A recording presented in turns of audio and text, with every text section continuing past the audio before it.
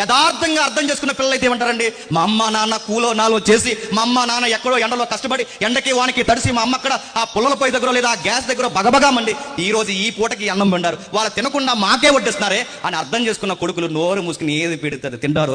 మా అమ్మ నాన్నకి నేనైనా మంచి భోజనం పెట్టాలని, యథార్థత ఎరిగిన వాడు, భక్తి ఎరిగిన వాడు తల్లిదండ్రులని మంచిగా చూడాలని జాగ్రత్తగా చదువుకుంటాడు.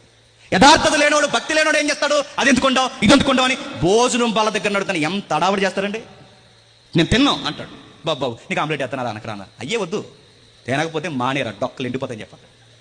నేను తిన్నాం అంటాడు, తినకపోతే మానే, రేపు కూడా తినకు, సాయంత్రం కూడా అన్నది చెప్పు ముందు చెప్పు అని అడగండి అడుగుతాను. మనం అడగం బాబు అంటే అడే గ్రూప్ 1 పేపర్ అవుతున్నాడా, కరోనా వల్ల పాస్ అయ్యాడు అడుగుతాం. ఏం కదా అది టాలెంట్ లేదు, ఆ డ్రెస్ కోడ్ ఏంటి, ఆడు వ్యవహారం ఏంటి, ఆడు బైక్ తోలే విధానం ఏంటి, వీడు ఈడిస్తాడు, దీనికి 2 ఎక్కం తప్ప 2 11 తెలియదు, వీడి వ్యవహారం ఏంటి, చేతిలో టాలెంట్ ఏమన్నా ఆ సినిమా సాంగ్లు వినడం తప్ప, ఆ రీల్స్ చూడడం తప్ప, ఆ ఫేస్బుక్ నీ పనికి మాలిన పుస్తకంలో ఒకటి ఆ లైక్లు షేర్లు ఫోటో అప్లోడింగ్ తప్ప, నీ పనికి మాలిన వాట్సాప్ స్టేటస్ పెట్టుకోవడం తప్ప అడుగుతున్నాను, నీకు ఏం టాలెంట్ ఉంది?